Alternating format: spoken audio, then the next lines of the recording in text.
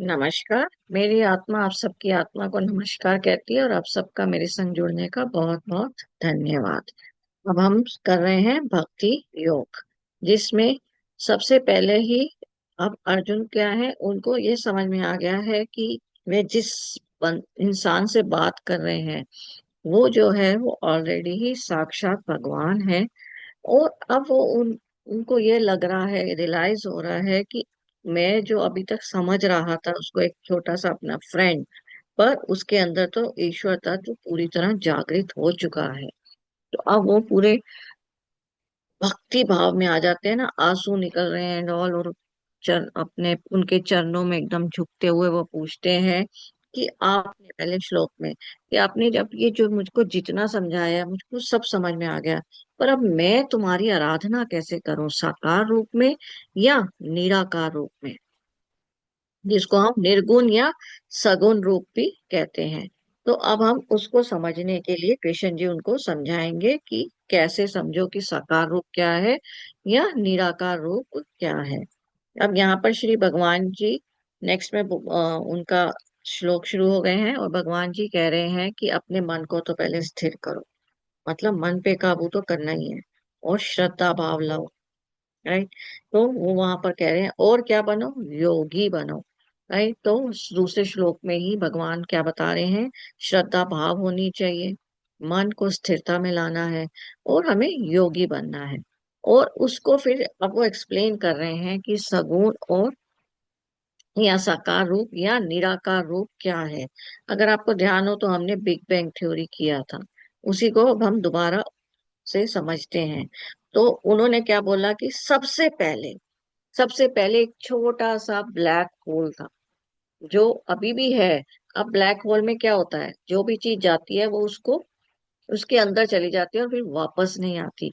मतलब black hole की gravitational pull बहुत ज्यादा है। तो सबसे पहले वो ये बोल रहे हैं एक छोटा सा ब्लैक होल है जिसके अंदर ग्रेविटेशनल पुल बहुत ज्यादा है। साइंस में इसको सिंगुलैरिटी, स्टेट ऑफ सिंगुलैरिटी बोला जाता है। तो हम दोनों वे से ही इसको समझ रहे हैं। और हमारे यहाँ क्या बोला जाता है, उसी को परमात्मा या ईश्वर। राइट। तो साइंस सिंगुलैरिटी बोल रही है, स्टेट ऑफ सिंगुलैरिटी है कि बिग बैंग से पहले क्या था, स्टेट ऑफ सिंगुलैरिटी थी, जिसको हम परमात्मा, ईश्वर, मतलब कुछ भी नहीं था, इनफाइनाइट, ये सब हम बोलते हैं ना, इन्फिनिटी या शून्य, ये सब हमारे शास्त्रों में उस लैंग्वेज से बताया हुआ है। अब वो वहां पर वो क्या है, अगर आप एक एग्जाम्पल से इसको समझें, तो अगर कुछ भी नहीं था पर उसके अंदर ही क्या था, मतलब सूरज चांद सितारे सब कुछ उसके अंदर थे। कुछ भी नहीं था पर सब कुछ भी था, है ना। कुछ भी नहीं था, तो अगर मैं एक एग्जांपल लूं, लेट इट बी एक कमरे में, एक कमरा है 10 बाय 10 का, लेट इट बी, और उसपे मैं 10,000 लोग एक साथ कर दूं। कई बार आप देखते भी होंगे ना सड़कों में चलते हुए कि एक छोटा सा पिंजरा होता है, उसमें बहुत सारी मुर्गियां होती हैं, एक के ऊपर एक चढ़ रही होती हैं, जगह नहीं होती है। राइट। तो उस तरीके से सपोज हमने बहुत सारा एक साथ 10,000 कर दिया, तो अब क्या होगा, उन सबकी हीट एक साथ क्या होगी, बहुत हीट हो जाएगी, है ना। क्योंकि उन सब की सांसें चल रही हैं, हम नॉर्मल एग्जांपल से ले रहे हैं, जबकि ऐसा नहीं है, पर हम एग्जांपल समझने के लिए ले। तो उससे क्या होगा, बहुत हीट होगी, और बहुत हीट होगी, और सबसे बड़ी बात क्या है कि जगह ही नहीं होगी, हम एक दूसरे के साथ इतना वो हो रहे होंगे कि क्या होगा कि हम कहीं ना कहीं आजाद होने के लिए ब्लास्टिंग करने की कोशिश करेंगे, कहीं ना कहीं से सोर्स बनाएंगे, अगर वो कमरे में की खिड़की मिल जाए और मैं उस तरफ को निकलूं। तो इसी प्रकार से उस ब्लैक होल में सब कुछ है, जिसको हम कुछ भी नहीं कह रहे हैं। तो वहां पर क्या है कि इतना सारे एक साथ हैं कि एकदम ही अचानक ही क्या हुआ, ब्लास्ट हुआ। राइट। तो और वो सारे एक साथ जब थे तो वहां क्या था, हीट थी, सिर्फ हीट थी। और इसका साइंस ने CMBR से अगर आप पढ़ेंगे गूगल में, तो उन्होंने प्रमाण दिया हुआ है कि सबसे पहले हीट थी, जिसको हम स्टेट ऑफ सिंगुलैरिटी कहते हैं। और ये कितने साल पहले हुआ था, 13.8 बिलियन ईयर्स एगो। और सिर्फ कुछ सेकंड्स लगे थे, 10⁻⁻15 टू 10⁻32 सेकंड्स लगे थे, और एकदम ब्लास्ट हुआ था। अब अगर इसको एग्जाम्पल को, अब ये ब्लास्ट हो गया जिसको मैंने एग्जाम्पल बताया कि एक कमरे में अगर बहुत सारे लोग हैं तो एस्केप होने की कोशिश करेंगे ही करेंगे। तो वो वही चीज थी कि वहां इतनी हीट थी और सबको एक तापमान इतना बढ़ रहा था कि एकदम ब्लास्टिंग हो गई। अब ये ब्लास्टिंग इतनी जल्दी हुई, 10⁻⁻15 to 32, अगर देखा जाए तो माइनस कह रही हूँ, तो मतलब कितने मिली सेकेंड्स में ये सब कुछ हो गया। और वो जैसे ही हुआ, अब इसको समझने के लिए, अगर ये हुआ होगा, तो अगर हम एक पानी को लें, पानी को अगर उबाला जाता है तो क्या होता है, और उसके ऊपर ढक्कन लगाया हुआ है तो पानी अंदर ही अंदर बबल्स बनते हैं। तो अचानक ही पानी का जब तापमान बढ़ जाता है तो अपने आप प्लेट गिर जाती है और पानी धड़म धड़म बाहर गिरता है ना। इसी तरीके से यहाँ पर भी यही समझ लीजिए कि बहुत सारी हीट थी और ऑल ऑफ द सडन सब कुछ गिरा। अब जब अचानक ही, और इसको दूसरे एग्जांपल में अगर ऐसे समझो, एक पानी शांत है और उसमें अगर मैं पत्थर गिरूं तो वो पानी उछलता है और बहुत दूर दूर तक गिरता है। तो इसी तरीके से मतलब ये ब्लास्ट हुआ, बॉइलिंग वाटर का जो मैंने एग्जांपल दिया, और यहाँ पानी में कंकड़ डाला तो दूर दूर तक गिर रहा है। इन दोनों से हमें समझ में आ रहा है कि चीजें बहुत अचानक ही बाहर को गिरी। और जैसे ही गिरी तो थोड़ी देर में क्या होता है, हमेशा हर चीज क्या होती है, बहुत हीट थी तो जो दूर गिरेगी वो जल्दी ठंडी हो जाएगी। एग्रीड है ना, वो जल्दी ठंडी हो जाएगी। तो वो जल्दी ठंडी हो गई जो बाहर को गिरे। और जो उसके अंदर थे उनमें तो हीट थी, पर धीरे धीरे वो भी कूल डाउन हो रहे हैं। और वो कूल डाउन 10⁻⁻6 सेकेंड्स के अंदर हो गया था। तो यहाँ पर मतलब क्या है, एक स्टेट ऑफ सिंगुलैरिटी है ये ब्लैक होल जो है। और ये ऐसे एक्सपैंड हुआ, इस तरीके से ऐसे बाहर को गिरा, और उसमें जैसे ही बाहर को गिरा सबसे पहला जो चीज निकला उसको क्वार्क कहा जाता है, जिसकी स्टडी चल रही है साइंस में। पर इसको हमारे शास्त्रों में जिसको एक्सप्लेन किया हुआ है।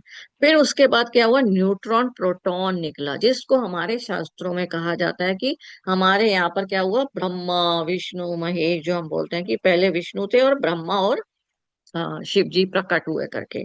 और इसमें क्या था कि ये, अब अगर आप एग्जांपल लें, अगर कोई चीज ब्लास्ट हुई है और अगर वो अभी हीट तो है ही है ना, तो वो क्या होता है, अगर सपोज पानी ही का एग्जांपल लें, उबल रहा था तो पानी जैसे गिरता है धरती पे, या गैस पे ही ले लो, तो वो थोड़ी देर तक वो भी अभी उसकी अपनी हीट होती है तो वो तड़प रहा होता है टन टन टन, फिर उसके बाद शांत हो जाता है वो पानी। मतलब वो जो पानी की बूंद गैस पे गिरी तो वो थोड़ी सी उछल रही होती है, तो वो थोड़ी देर बाद शांत हो जाती है। और वही चीज यहाँ हुई कि न्यूट्रॉन प्रोटॉन जो गिरे हुए थे वो पानी के बबल की तरह, मान लीजिए गैस पे गिरे हुए हैं, वो दोनों ऐसे से जब उछल रहे थे तो उन दोनों के अंदर भी एक रिएक्शन हो गया। मतलब वो दोनों जुड़ गए उछलते उछलते। तो जब वो जुड़े तो हाइड्रोजन और हीलियम गैस पैदा हुई। वो हाइड्रोजन और हीलियम गैस, मतलब नाइट्रोजन और प्रोटॉन को मिला के हाइड्रोजन और हीलियम गैस, जो वो अगेन अपने आप में गर्म है, तो ये क्या पैदा हुआ, सन पैदा हुआ। तो यहाँ पर अभी कुछ नहीं था और उसमें से क्या निकल आया, सन। और उसी में ही से अभी इसकी हीट भी इतनी चल रही है कि इसमें भी ब्लास्टिंग हुई।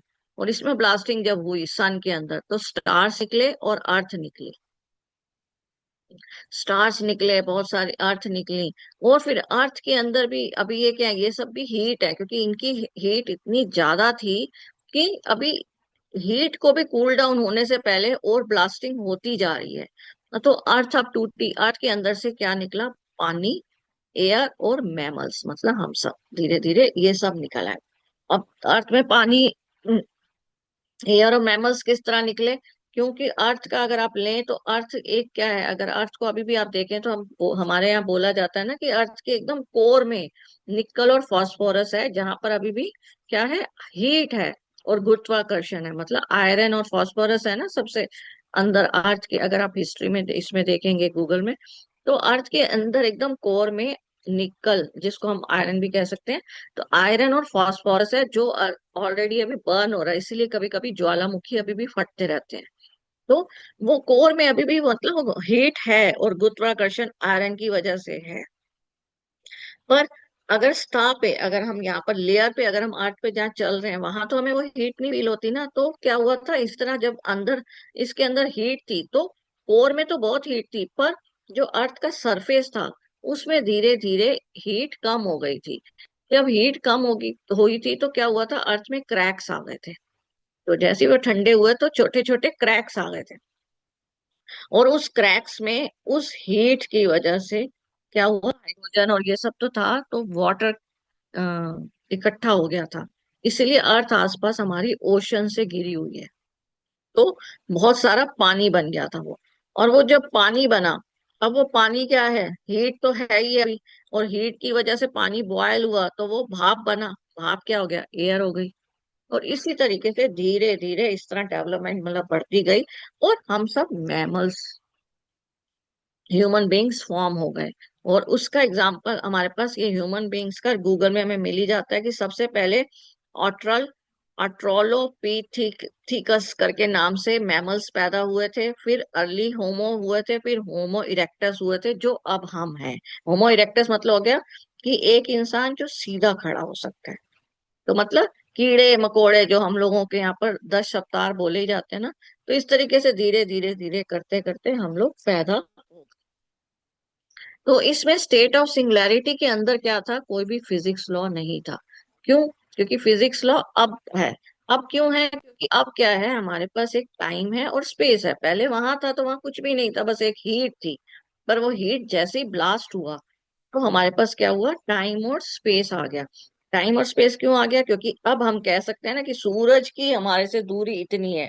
मतलब एक हम time measurement, space measurement, space है हमारे पास, एक एरिया है जिसमें हम एक लेंथ को मेजर कर रहे हैं।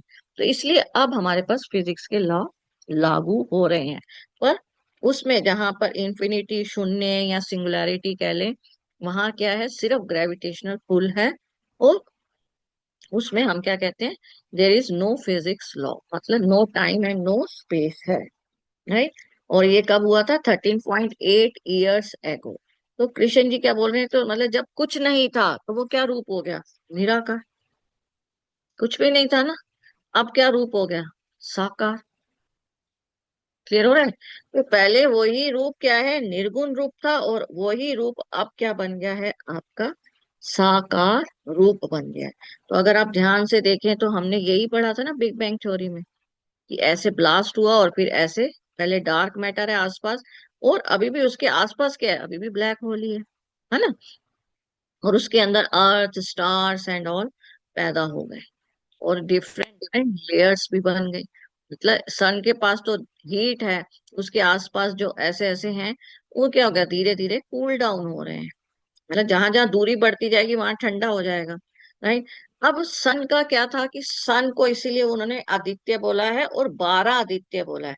अब जो सन था, सन के अंदर भी ब्लास्टिंग हो रही है जिससे अर्थ निकली, इसी तरीके से स्टार्स निकले, मतलब और ग्रह निकले।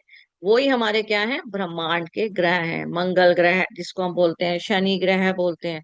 तो हमारे यहाँ क्या है, सोलर सिस्टम बन गया ना। तो वो एक्चुअल में जब ब्लास्टिंग हुई अर्थ, सॉरी सन की, तो हमारे पास क्या हुआ, नो लेयर्स बन गई थी ऑटोमेटिकली। तो सन के आसपास नो लेयर्स बन गई थी, जो अपने आप में भी क्या है, वो एक आग के गोले हैं। मतलब जो अर्थ है उसका भी आग का गोला है, जैसे बता रही हूँ ना, अर्थ के कोर में अभी भी ज्वालामुखी की तरह गर्मी है। और वो कभी कभी फटती है तो क्या होता है, ज्वालामुखी फटता है अभी भी। तो हर में सब में क्या है, अभी भी कोर में हीट ही है, पर उसके आसपास की सतह जो है वो कूल हो गई, तो वो ठंडी हो गई। जैसे बर्फ है, पानी को बर्फ किया तो क्या होता है, ठंडा हो गया ना। तो वो एक देख पा रहे हो अब आप एरिया, वो चीज देख पा रहे हैं अब आप। तो वो ही हमारे अर्थ में, बाकी ग्रहों में इस तरह लेयर्स बन गए। तो इस तरह क्या हुआ, सन में से ऐसे 9 ग्रह निकला है। तो अर्थ का तो हमने देख ही लिया, और अर्थ के अंदर जो निकले वो क्या है, हम मैमल्स निकले, पानी निकला एंड ऑल। तो ये क्या बन गया, हमारा सोलर सिस्टम बन गया। तो पहले कुछ भी नहीं था, निर्गुण रूप था, और अब साकार रूप बन गया। क्लियर हो रहा है? तो ये हमारा सोलर सिस्टम है। और इसी के, इसको मैंने इस तरह बताया, सोलर सिस्टम में इसलिए पहले क्या क्या, अंतरिक्ष है, फिर क्या हुआ, अर्थ आई, अर्थ के अग्नि आई, अग्नि के बाद भूमि बनी, फिर वायु बना, और फिर जल बना। ठीक है, यहाँ पर जल इधर आना चाहिए और वायु इधर आना चाहिए। ठीक है। तो ये हमने इसलिए ये वाला डायग्राम में हमने किया था। तो इसमें हमने यही समझा था कि पहले क्या था, कुछ भी नहीं था। तो उसमें पहले क्या थी, सिर्फ अग्नि थी, जहां पर जिसको अब हम अंतरिक्ष कह रहे हैं। तो अंतरिक्ष में अग्नि सेपरेट हुई, फिर भूमि निकली। अभी हमें उस डायग्राम से समझ में आ रहा है जो मैंने पहले दिखाया। ठीक है। तो यही चीज हमारा, इसका मतलब क्या हुआ, एक एनर्जी जो थी वो दूसरी फॉर्म ले ली, तो मैमल्स बन गई, अर्थ बन गई। राइट। तो मतलब मानव बन गई, अर्थ बन गई, और with the speed of light. Right. तो वो ही E = MC² का फॉर्मूला था, ये हमने किया था ना, जिसको शास्त्रों में लिखा हुआ एकम सत विप्रा बहा विदंते। तो अब साइंस की टर्म में समझें या इन श्लोकों की टर्म्स में समझें, पर लॉजिक यही है कि पहले निर्गुण रूप था, और अब क्या है, वो ही रूप क्या हो गया, हमारा साकार रूप हो गया है। और इसी तरीके से इसलिए हम लोग इंसान भी बने। और ये इंसान में क्या है, इसके अंदर जो एक मन है वो इस तरीके से दिखता है पिक्चर में, पर इतना छोटा सा रूप होता है, जैसे स्पर्म है, देखा है तो स्पर्म में इसलिए बताया जाता है ना। तो ये हिस्सा खोपड़ी बन गई, और ये हिस्सा क्या बन गई, स्पाइनल कॉर्ड बन गई। तो माँ के गर्भ में इसी तरह बने, और यहीं पे क्या बन गए, 7 चक्रास बन गए, जो हमारे ब्रह्मांड में भी हो रहा है। तो अगले चित्र पे अगर हम देखें तो यहाँ पर ये क्या हुआ, ये ब्रेन बन गया, और यही हमारी स्पाइनल कॉर्ड बन गई। और यही है ना, यहाँ पर ये इस तरह सोलर सिस्टम बना, यही है ना हमारा बुध, वीनस, पृथ्वी, मंगल, ऐसे हमारा ये 9 लेयर्स बन गई, जो मैंने भी बताया सन की। और यही हमारे अंदर भी उसी तरीके से सेम हमारे अंदर भी हो रहा है। इसलिए नाभि में हमारे यहाँ क्या कहा जाता है, अग्नि का क्षेत्र। राइट, तो मतलब हमारे कोर में अभी भी हमारे क्या है, अग्नि जल रही है, जिसको हम मणिपुरा चक्र बोलते हैं।